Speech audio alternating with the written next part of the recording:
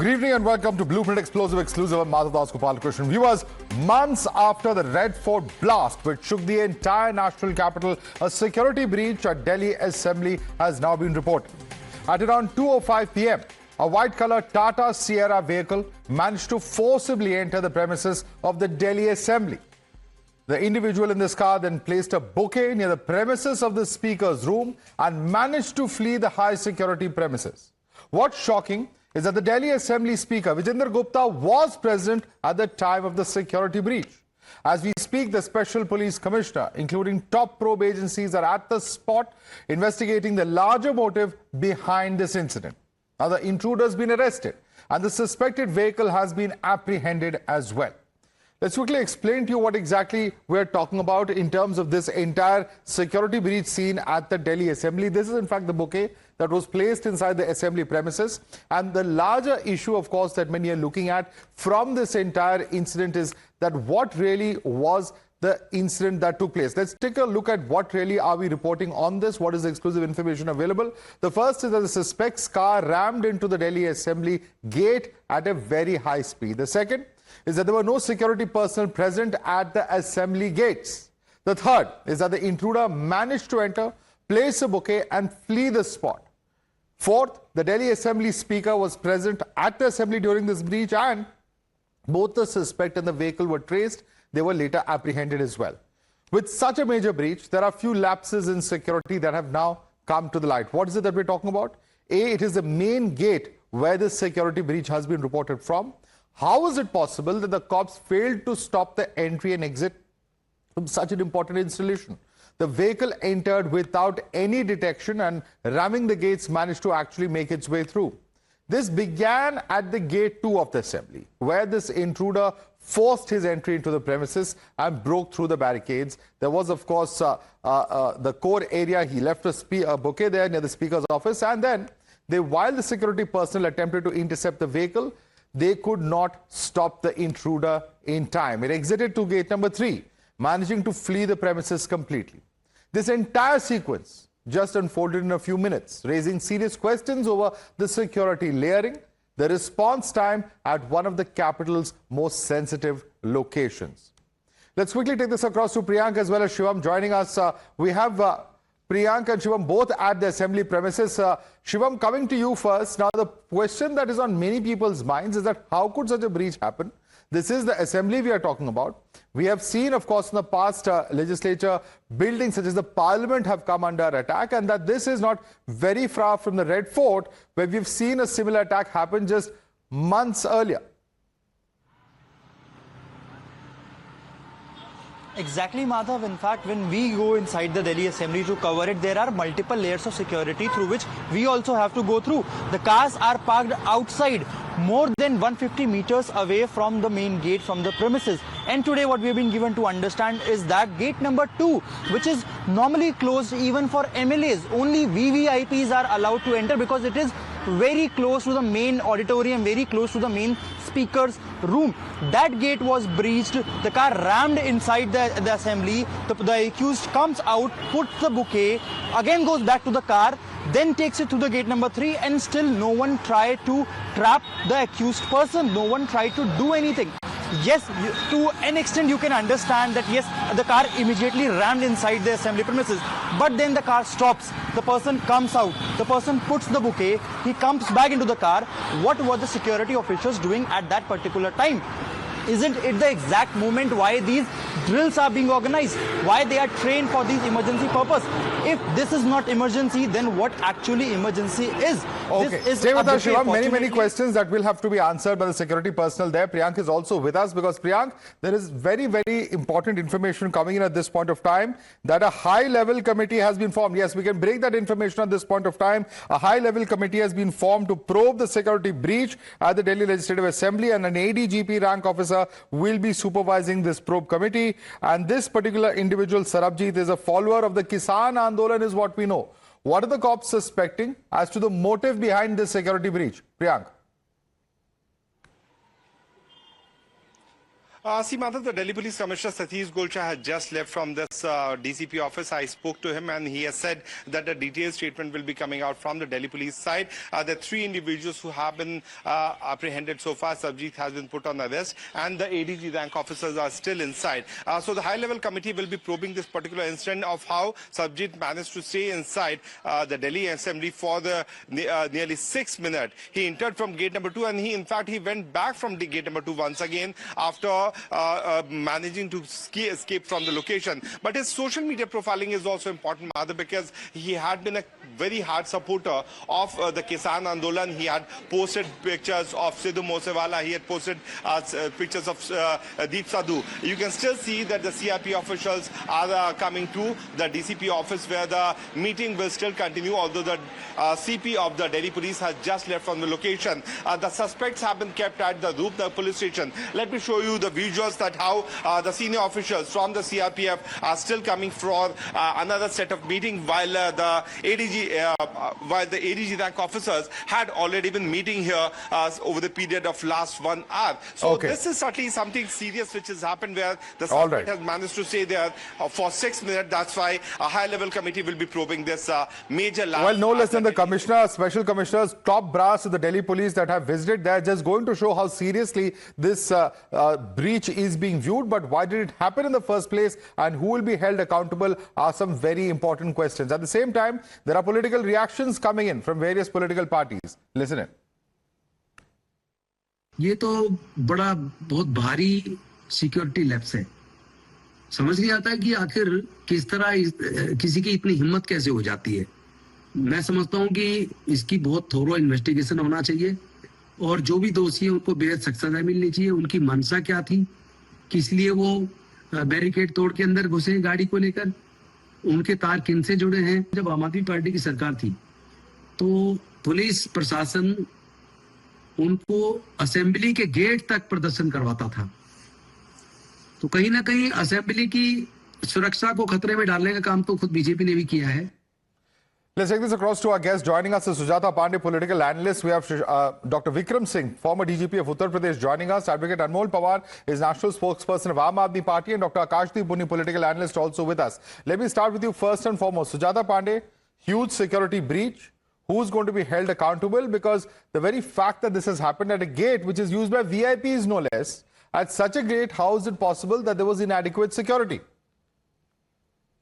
Madhav, today I'm not going to be taking any sides because this is not political. This is about the security, the internal security of our nation. And Delhi being the capital, I think we've had a lot of intelligence coming that Delhi was on a red zone and there was a lot of surveillance being done. There are a lot of chatters. I don't know why the security agencies refuse to put act like a more hardened way in this way, because if you see, there are a lot of loopholes. First of all, this masked man, he was driving a vehicle which was not Delhi's, it was Haryana. So a masked man with a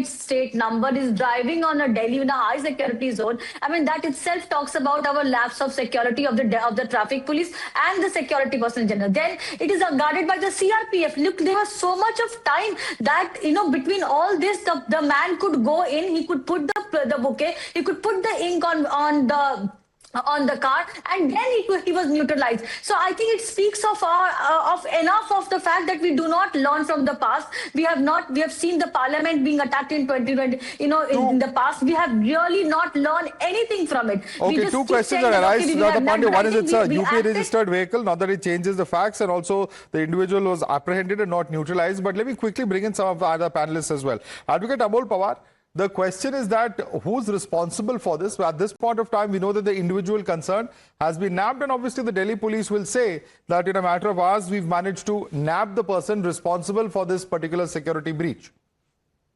Good evening, Madhavji. Madhavji, today's incident is deeply shocking and raises serious questions about the state of security in our national capital. A Tata Sierra with a UP registration number, it enters a high security zone through gate number 2 of the Delhi Assembly. And then where a person casually steps out, placed a bouquet and drove away. If this is not a complete breakdown of security, then what is? We have been consistently raising questions about the deteriorating law and order situation in the national capital, but those concerns have been repeatedly ignored. And let me remind everyone that the Ministry of Home Affairs, the law and order in the national capital comes directly under the Ministry of Home Affairs. Delhi police reports directly to the BJP-led central government. But we have been seeing extremely alarming law and order situation in Delhi.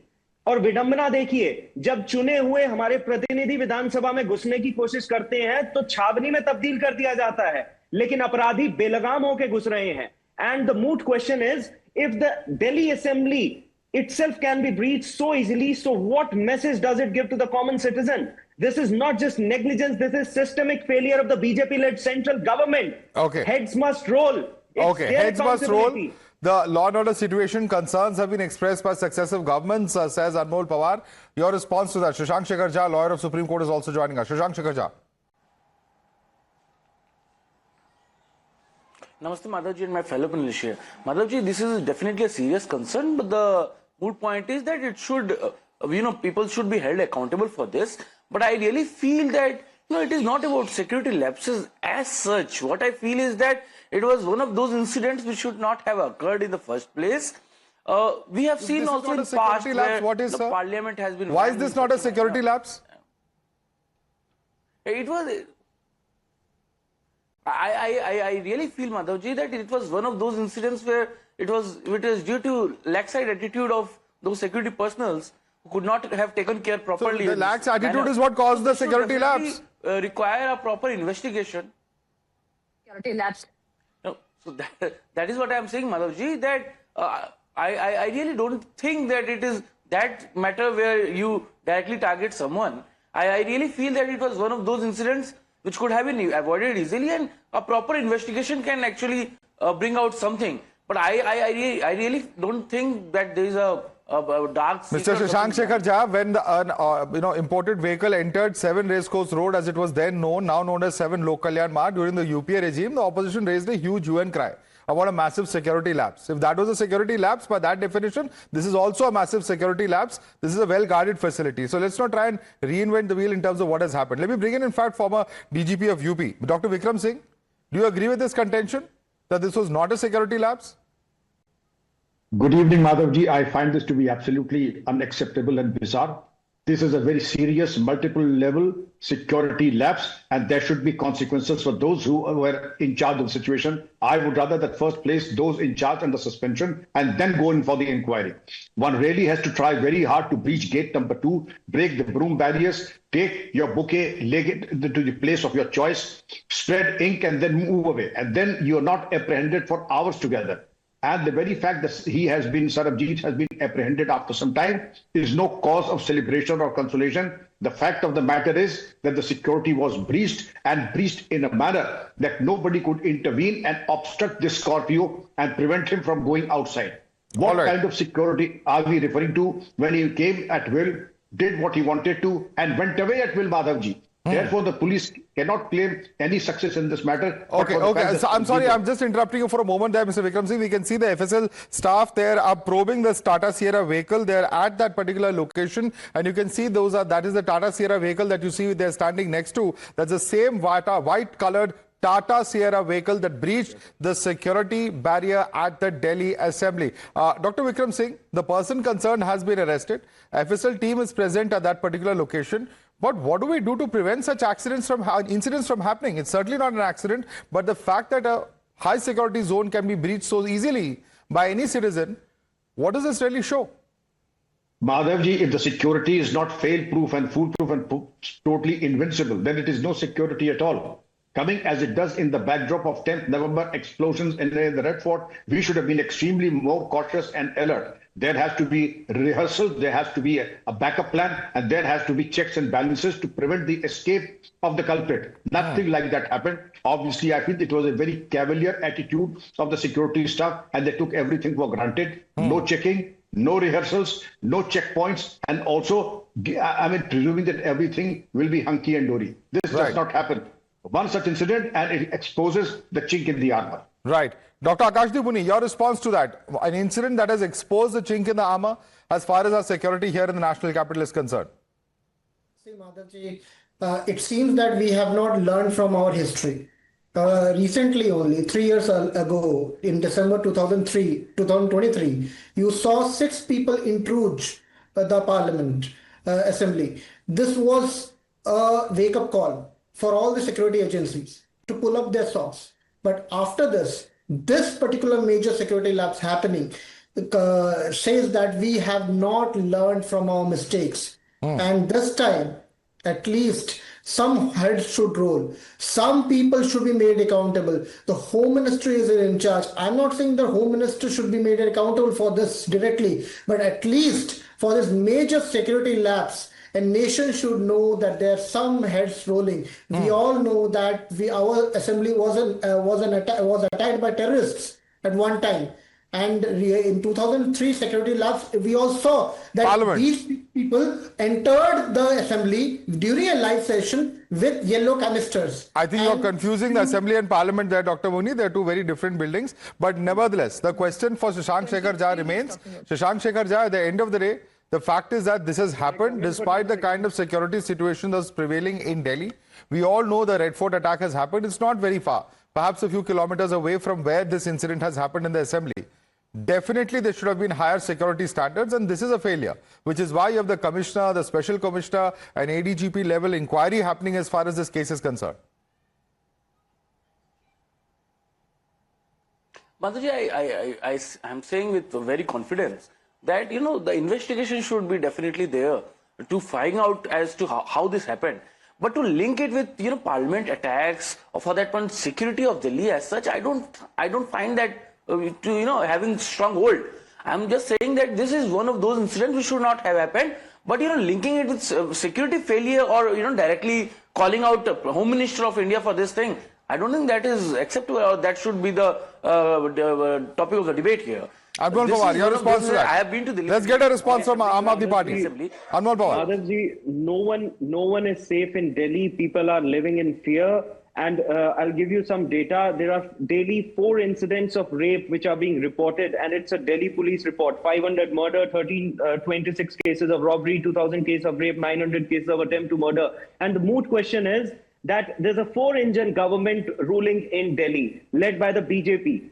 But still, their panelist is missing from the debate. We deserve accountability. We deserve responsibility. Why is the BJP panelist missing from the debate? People want answers today. Sujata Pandey. I'm not a BJP panelist, but I must say that this is not about political party. Nirbhaya rape case happened during Congress. 2611 happened during Congress. And, the crime rate under Kejriwal was none less. So making it political is absolutely let me tell you. First of all, we must as Indians, we must as the foremost importance. Please, I did not speak on your turn. Please have some sense, please. And the point is that yes, we cannot